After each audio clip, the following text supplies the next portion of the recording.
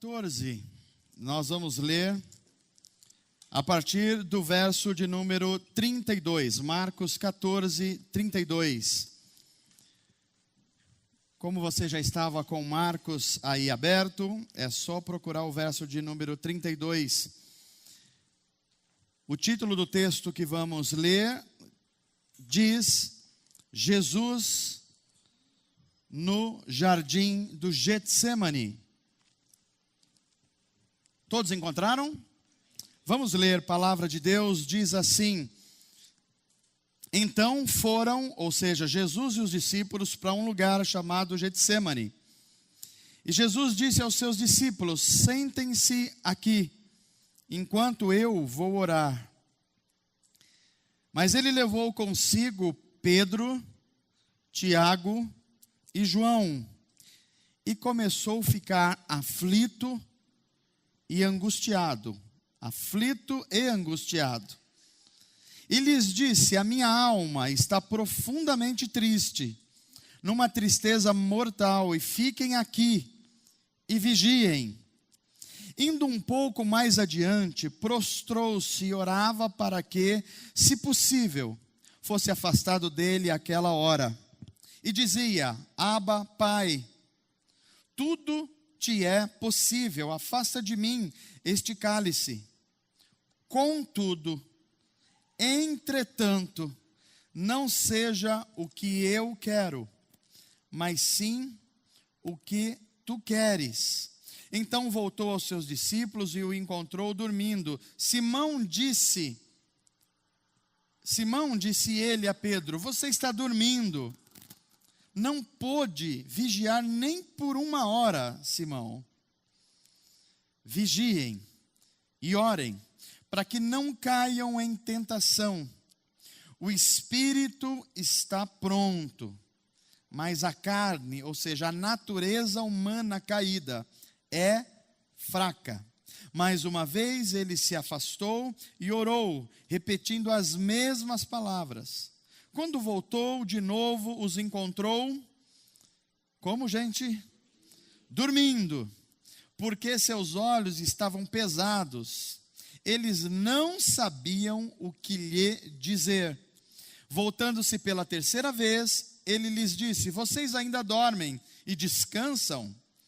Basta, chegou a hora. Eis que o Filho do Homem está sendo entregue nas mãos dos pecadores. Levantem-se e vamos.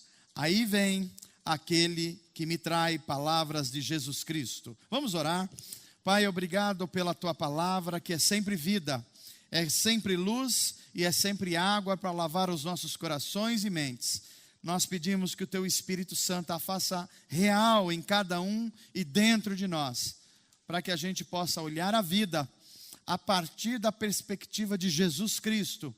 Ainda que seja num Getsemane, a gente consiga olhar e ver a beleza do Evangelho, a verdadeira novidade de vida.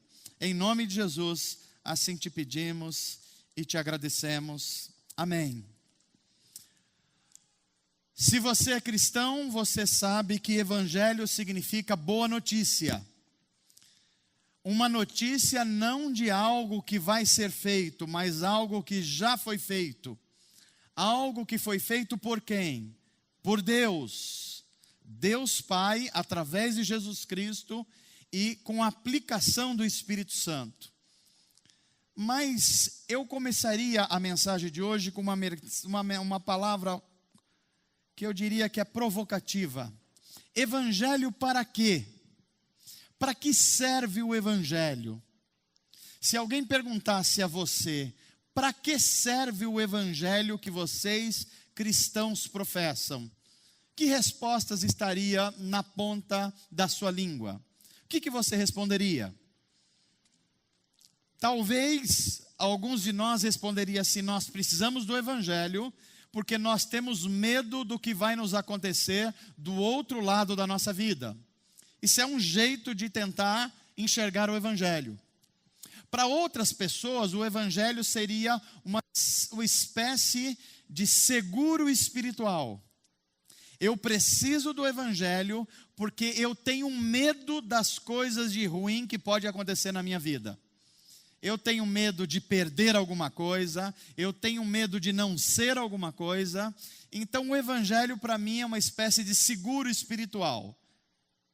Para outros, o evangelho é uma espécie de um discurso de prosperidade. Você não está bem? As coisas não estão indo bem para você? Você não conseguiu os seus intentos? Então o evangelho é a boa notícia de que você pode ter todas as coisas à sua mão. Mas é impressionante que quando nós vamos para o texto de Marcos 14, a gente vê uma sequência de atos e falas de Jesus que mostram um evangelho que está muito além dessas coisas que eu acabei de falar a vocês. Se você olhar como começa esse capítulo 14 de Marcos, ele é de uma beleza existencial muito rara.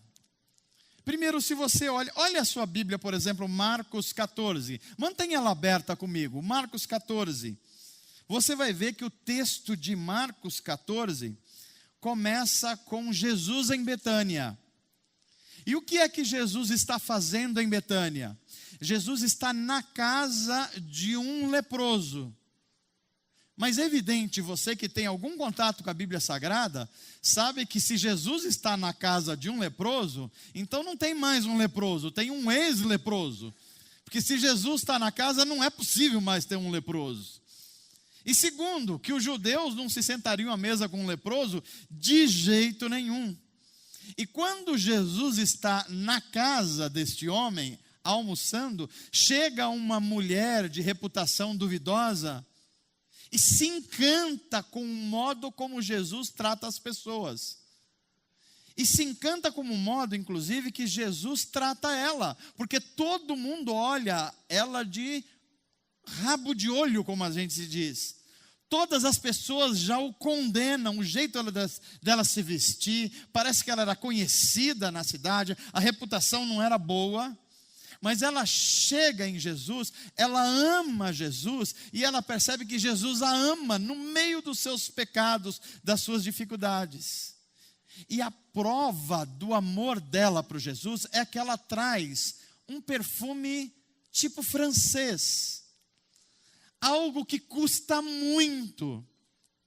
E aliás, os escritores do Novo Testamento vão dizer que o dinheiro equivalente daquele perfume era o dinheiro de 1 ano de trabalho. 1 ano de trabalho.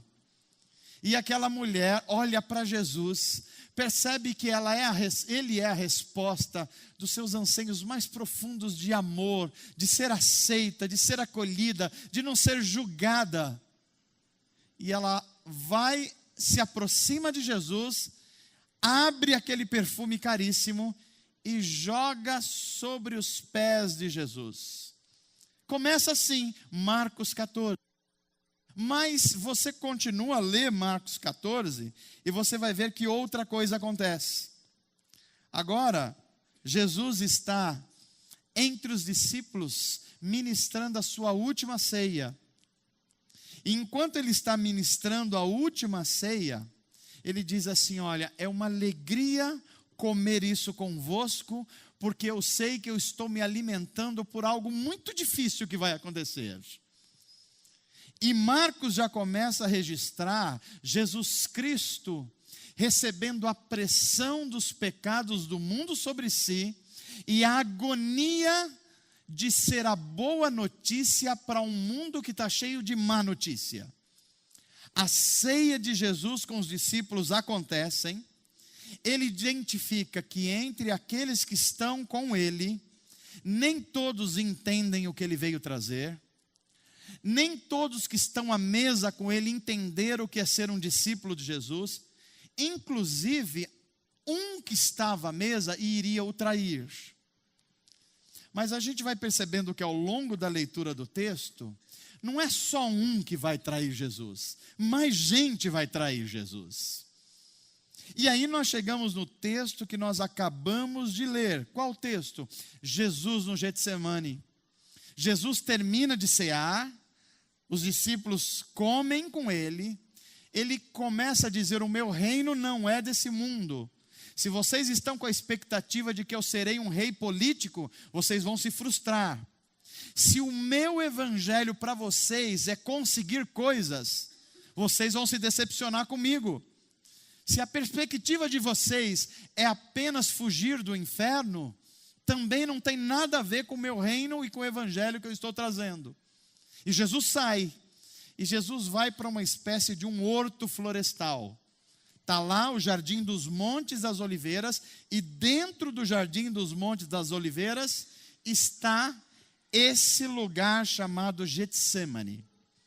E eu gostaria de dizer para você que poucas coisas são tão profundas na Bíblia Sagrada do que isso que está acontecendo no Jardim do Getsemane.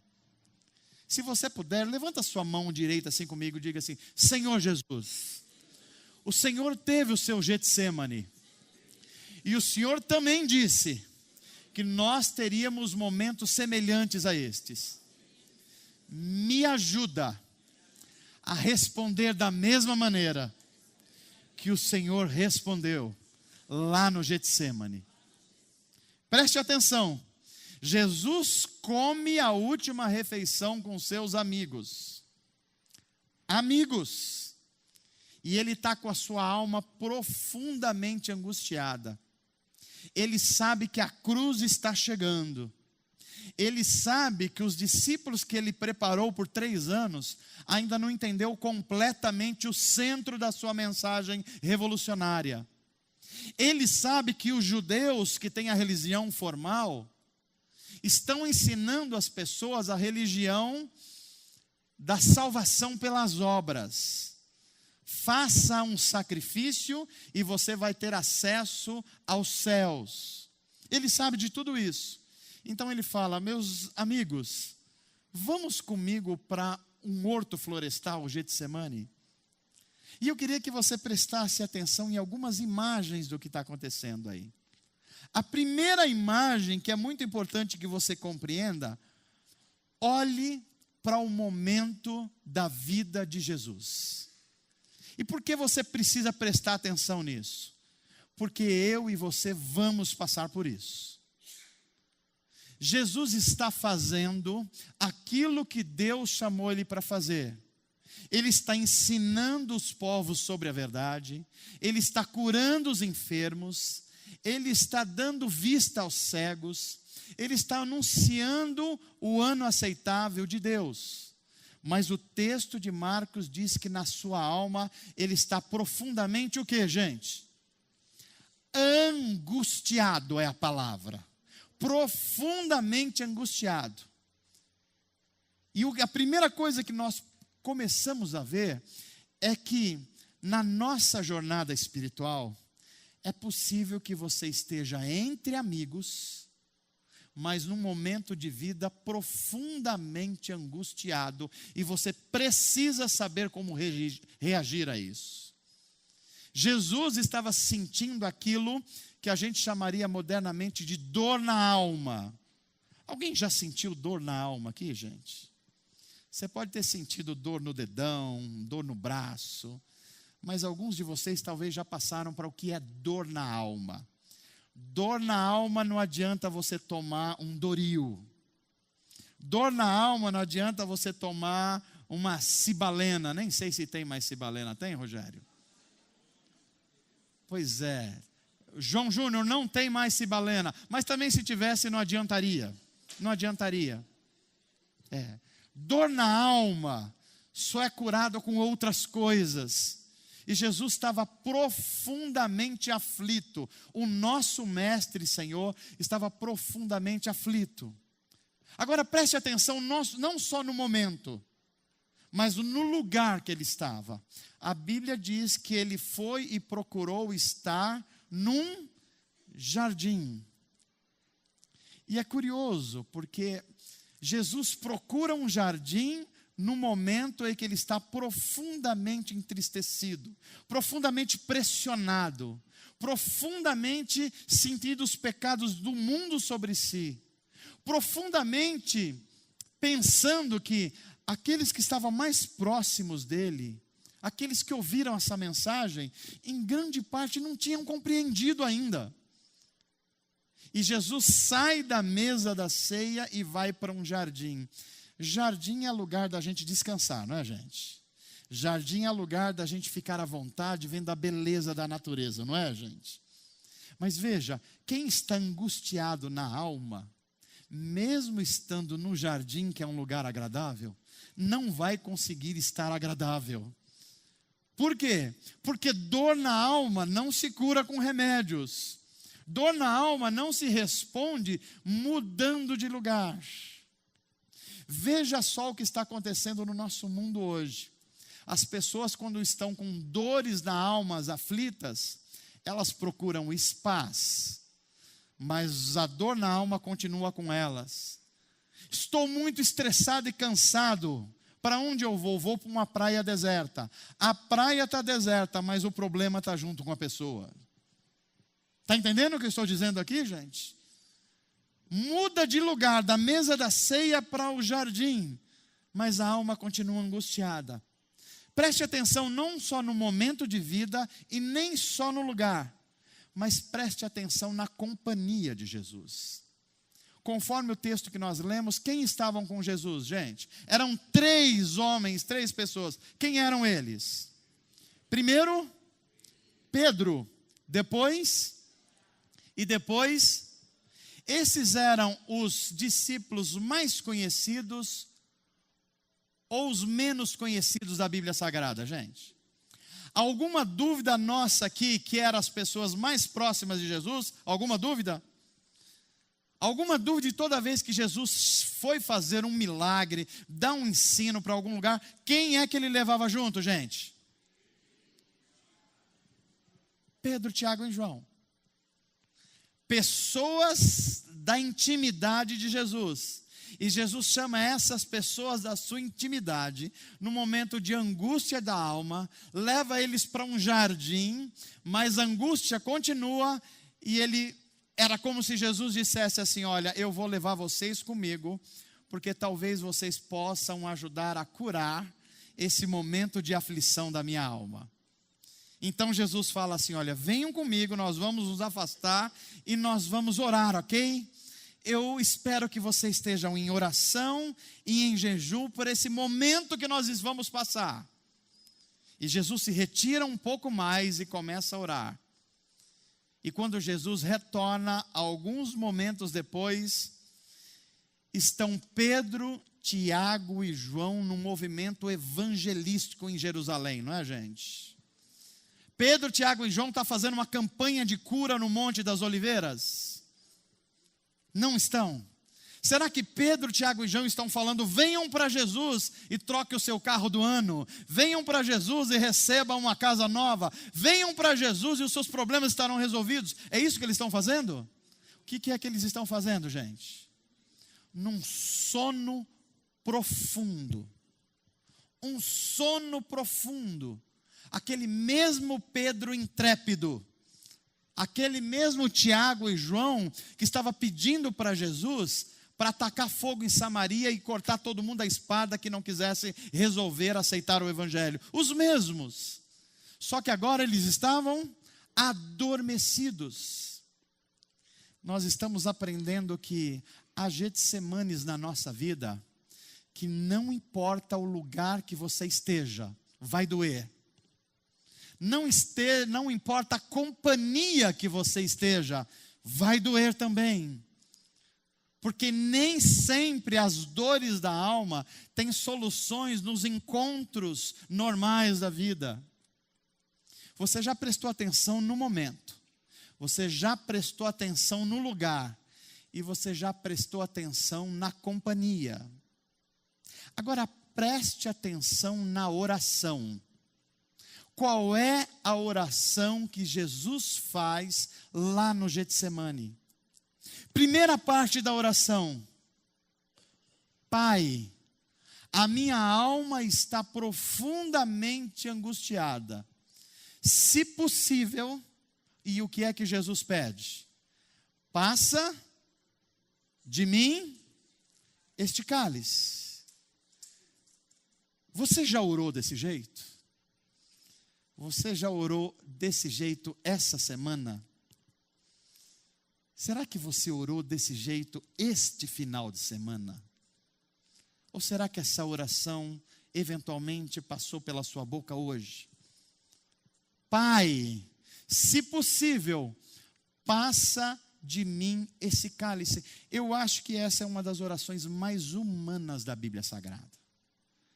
É uma oração que o Cristo, o Redentor do mundo, o Salvador dos homens, aquele que tem poder sobre a vida e a morte, aquele que pode dizer não para todos os poderes malignos, aquele que ressuscitou Lázaro, aquele que ressuscitou a filha de um homem importante da cidade chamado Jairo, agora ora a Deus Pai e diz assim: Pai, tudo isso já aconteceu, mas a minha alma está tão angustiada que é possível passar esse momento da minha vida. Essa é a primeira parte da oração de Jesus. Mas você precisa se lembrar que eu e você vamos experimentar o dia mau. E ao experimentar os nossos Getsemanes, a gente não pode parar na primeira parte da oração de Jesus.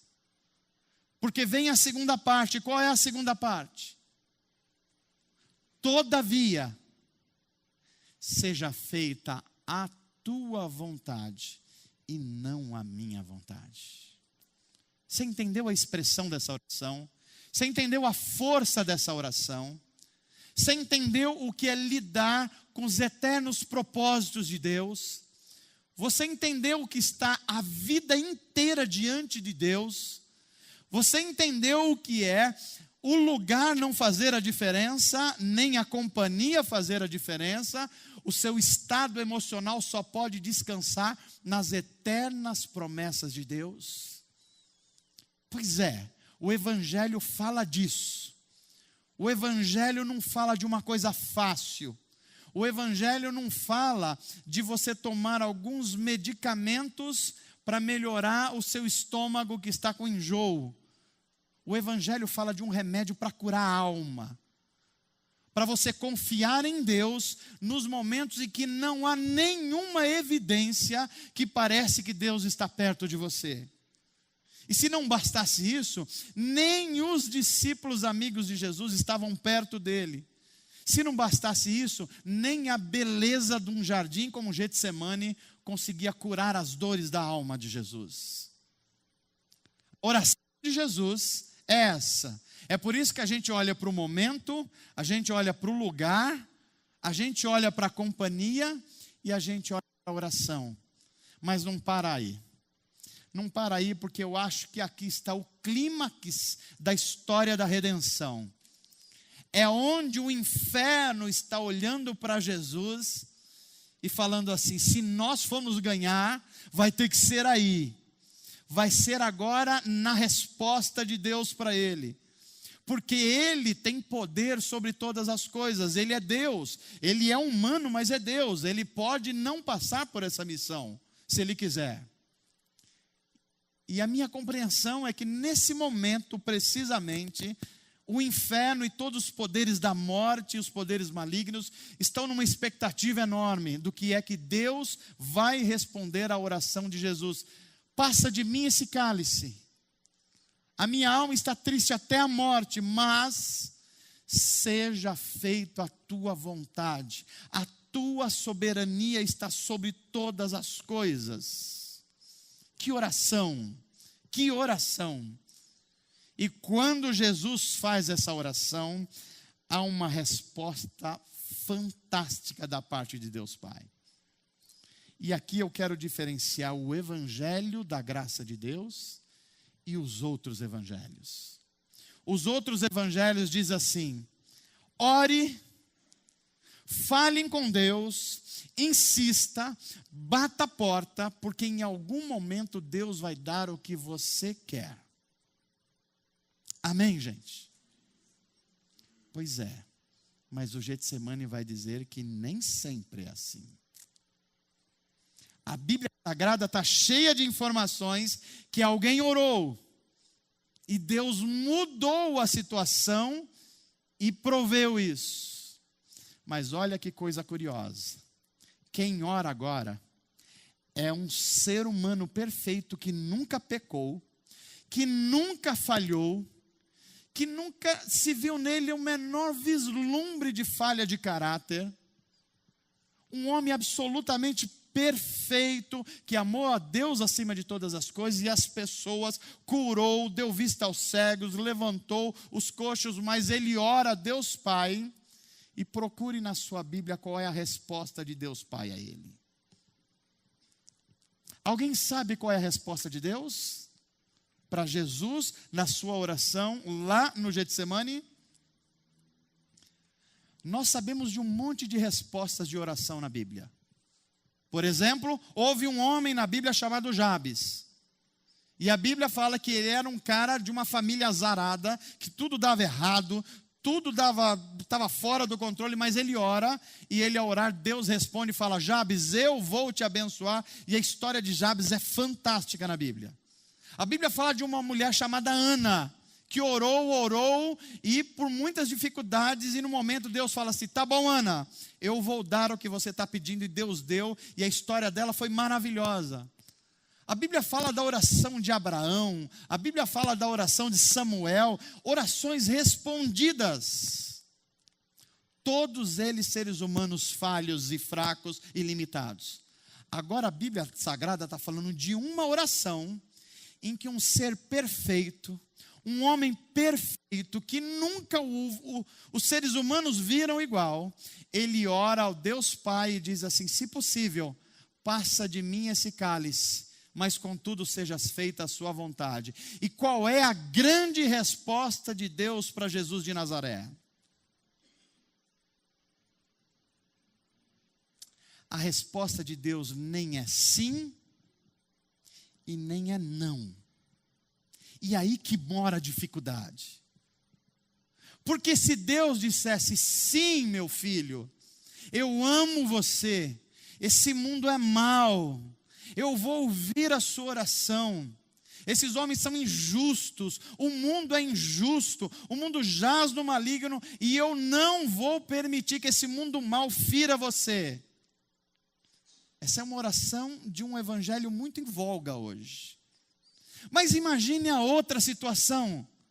Se pelo menos o Deus Pai dissesse assim: não, meu filho, não vai dar para eu ouvir a sua oração e responder. Não vai ser dessa vez, porque o mundo está dependendo de você.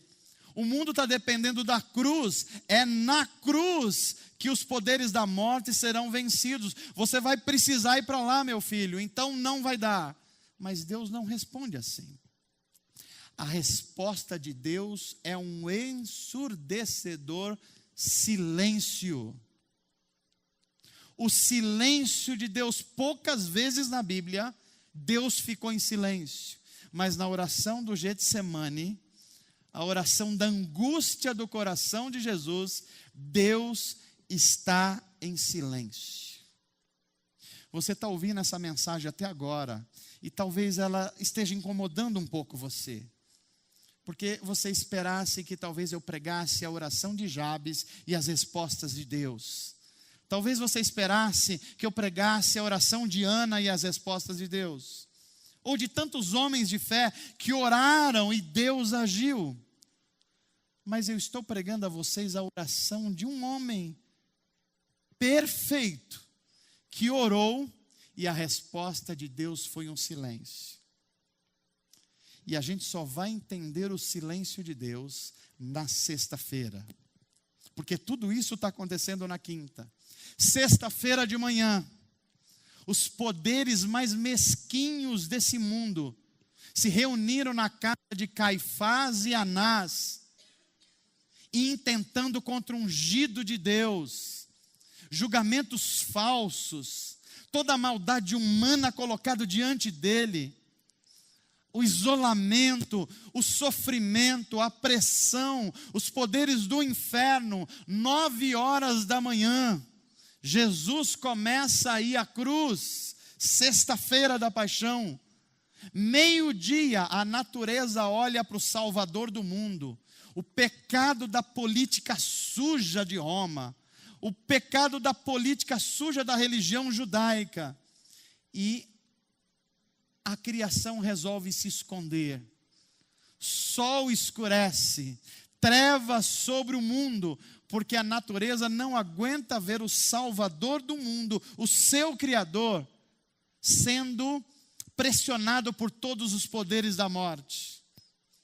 3 horas da tarde da sexta-feira, a gente começa a entender o silêncio de Deus e a oração de Jesus. Para um coração apertado, porque sabe que tem uma missão, mas que ora assim: eu confio, Pai, na tua soberania. A resposta de Deus é Jesus à cruz, 3 horas da tarde, olhar para a humanidade, olhar para os pecados, olhar para o nosso sono indolente dos discípulos, olhar para as injustiças do mundo, olhar para as perdas, olhar para as orações não respondidas e dizer: Pai, eu sei porque o Senhor não me respondeu, porque a tua resposta está aqui. E ele, abrindo as suas mãos na cruz, diz: Pai, tudo isso que eu vim fazer, todas as dores do mundo, tudo aquilo que o Senhor em mim está fazendo para libertar os seres humanos, tudo isso, toda essa obra, agora está consumado. Nas minhas mãos, ou nas tuas mãos, eu entrego o meu espírito. Não existe fala mais poderosa do que essa na Bíblia Sagrada. A resposta de Jesus à perda, ao sofrimento, à dificuldade é: Pai, está feito, nas tuas mãos eu entrego o meu espírito. Eu sei que até aqui parece que esse evangelho da graça não é tão graça assim. Parece que é mais sacrifício. Mas sabe de uma coisa, e é a última palavra que eu queria dar a vocês nessa noite como mensagem.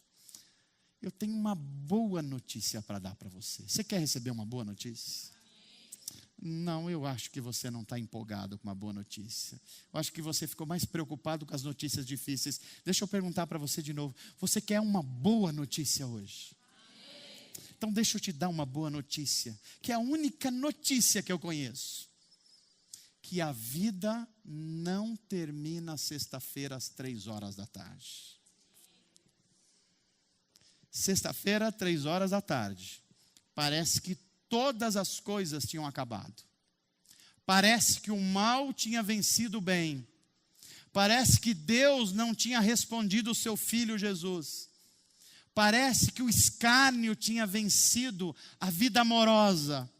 Parece que o inferno estava comemorando, mas a vida não termina sexta-feira às 3 horas da tarde. Porque quando chega o domingo de manhã, enquanto todas aquelas mulheres estavam tristes caminhando para o túmulo, enquanto elas estavam pensando que sexta-feira o mundo tinha acabado, enquanto elas achavam que o autor da vida agora estava morto, enquanto elas achavam que Deus não tinha respondido à oração do Getsemane, quando elas se aproximam do túmulo, elas veem uma luz radiante, e tem anjos dos céus, os mensageiros do Deus Pai, que não ouviu no Getsemane, mas agora eles se levantam com uma voz de trombeta, diz: quem é que vocês vieram procurar? Vocês vieram procurar aquele que está morto? Porque aqui não é lugar de morto, aqui é lugar de gente vivo. Aqueles quem vocês procuravam morto, ele já ressuscitou e vive para sempre. Porque Jesus fez silêncio à oração do Getsemane, Deus se manifestou no domingo da ressurreição. E sabe por quê? Porque a morte de Jesus significou vida para você. A morte de Jesus resolveu o seu problema com Deus, ele reconciliou você com Deus. É por isso que hoje você peca e não morre. É por isso que às vezes você está dormindo na sua vida espiritual, mas Jesus está intercedendo por você. É porque ele foi para a cruz que você precisou, ou melhor, que você não precisou a morrer a morte eterna que estava destinado a você. eu termino essa mensagem dessa noite, pedindo para você fazer uma reflexão.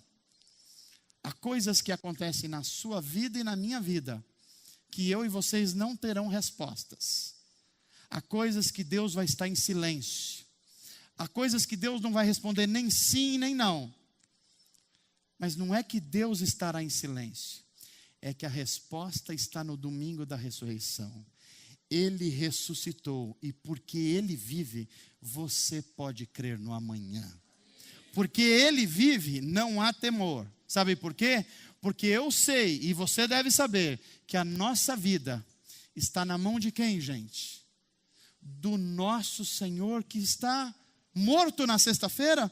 Está pregado na cruz? Está abandonado pelos poderes políticos? Não. Ele está vivo. E porque Ele está vivo, Ele está nos curando hoje. Está nos libertando hoje. Está nos renovando hoje. E sabe de uma coisa? Chamando a gente para a mesa do Senhor. E eu espero que nessa mesa do Senhor, Ele não nos encontre como traidores. Ele não nos encontre como um Judas que só pensa em si, na sua vida, na sua profissão, no seu dinheiro. Mas Ele fala, Senhor, a minha oração é que a gente fala, Senhor, nós não queremos trair a Tua causa do Evangelho. Se a gente tiver que passar pelos Getsemanes da vida, a gente vai passar. E a gente vai orar também como o Senhor orou. Se possível, passa de mim esse cálice. Mas se não passar, seja feita a Tua vontade. Isso é Evangelho da graça. Isso é cruz de Cristo. Isso é você viver contra os poderes do inferno. E quando nós aprendemos essa verdade, a gente pode ler aquilo que eu queria que você lesse comigo. Abre a sua Bíblia agora. Segunda carta de Paulo aos Coríntios. Segunda carta de Paulo aos Coríntios, capítulo 4. Segunda carta de Paulo aos Coríntios, capítulo 4. Vá lá, alguns versos adiante e leia comigo, e eu queria que você compreendesse como Deus ama você e como a morte de Jesus Cristo significa que a nossa vida é um vaso de barro em que Deus deposita uma coisa preciosa chamada fé sobrenatural, que vence o mundo, que vence as perdas, que vence as dificuldades. Por quê? Porque a gente sabe que a ressurreição de Cristo nos dá esperança que um dia Deus vai explicar todos os mistérios da nossa vida. E mais, nós vamos estar com Ele num mundo completamente renovado, porque é a promessa dEle. Olha se isso não se encaixa perfeitamente na sua vida. 2 Coríntios capítulo 4, verso de número 7. Olha a força do texto bíblico. Mas nós temos esse tesouro em vasos de barro. Para quê? Para mostrar que este poder que a tudo excede provém de quem, gente? De Brasília? Da ONU? Do seu dinheiro? Da sua profissão? Vem da onde, gente? Vem da onde, gente? De Deus. Continue lendo. Provém de Deus e não de nós. Agora, olha a beleza do Evangelho. De todos os lados nós somos o quê, gente? Você tem sido pressionado? Pressionado pela falta de recursos? Pressionado por uma perda? Por uma não provisão? De todos os lados temos sido pressionados, mas não. De todos os lados nós ficamos perplexos, mas não. Somos perseguidos, mas não. Nós somos abatidos como Jesus Cristo no Getsemane, mas não. Agora eu queria que a gente lesse junto esse texto bíblico. Vamos ler isso? Vamos ler com o nosso melhor coração. Vamos ler com a nossa melhor confiança. Vamos ler a partir do verso 7? Podemos fazer isso? Vamos lá. Mas para mostrar que este poder, que a tudo excede, provém de, e não de nós. De todos os lados nós somos, mas jamais, de todos os lados nós ficamos perplexos, mas não, de todos os lados nós somos perseguidos, mas não, de todos os lados nós ficamos abatidos, mas não, trazemos sempre em nosso corpo o morrer de Jesus. Para quê? Para que a vida de Jesus também seja revelado em nosso corpo, para a glória de Deus. Amém. Isso é evangelho da graça. Isso é evangelho que põe o homem de pé e a mulher de pé. Esse é o evangelho que não derruba alguém que crê no poder da ressurreição. Esse é o evangelho de quem confia na soberania de Deus. E mesmo quando nós orarmos, Senhor, passa de nós esse cálice, a gente vai aprender que a verdadeira oração da fé é aquela que diz: seja feita a tua vontade. Porque o Senhor é sábio, o Senhor é justo e o Senhor é bom. Um Deus sábio, justo e bom sabe muito bem o que está fazendo. E se Ele sabe o que está fazendo, nós descansamos na sua graça. Amém, gente? Vamos para a mesa do Senhor? Fecha os teus olhos antes da gente fazer isso. Pai amado, eu oro pelos corações que diante do Senhor estão experimentando um aprofundamento da fé. Talvez estejamos entre nós, alguns de nós que têm vivido alguma superficialidade do Evangelho, e nós temos entendido como boas novas apenas coisas do quais nós achamos que precisamos.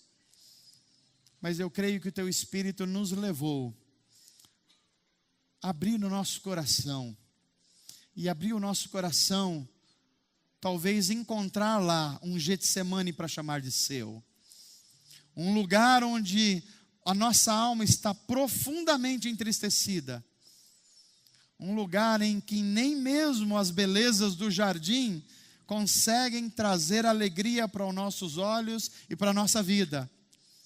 Um lugar que nem mesmo os amigos mais chegados, os mais próximos, conseguem penetrar a dor e a angústia de um momento. Mas é tão reconfortante a gente saber que Jesus orou como a gente deve orar hoje. E é por isso que a gente, diante do Senhor, a gente se prostra e se rende. Que belo Salvador o nosso, que sentiu as nossas dores, que sentiu as nossas perdas, que viveu as nossas angústias, que viveu as nossas solidões, que viveu o abandono, que viveu tudo isso, mas não se acovardou diante da sua missão. E é por isso que ele disse: Pai, seja feita a tua vontade. E abrindo as suas mãos, na sexta-feira que o mundo estava em expectativa, ele disse: está consumado. Aquilo que eu vim fazer nesse mundo, Pai, eu entrego diante de Ti. Que a gente tenha essa coragem, Senhor, diante do sofrimento. Que a gente tenha essa coragem diante dos momentos que a gente parece sonolento como os discípulos. Que a gente tenha essa coragem quando a gente se sentir solitários nos Getsemanes da nossa vida.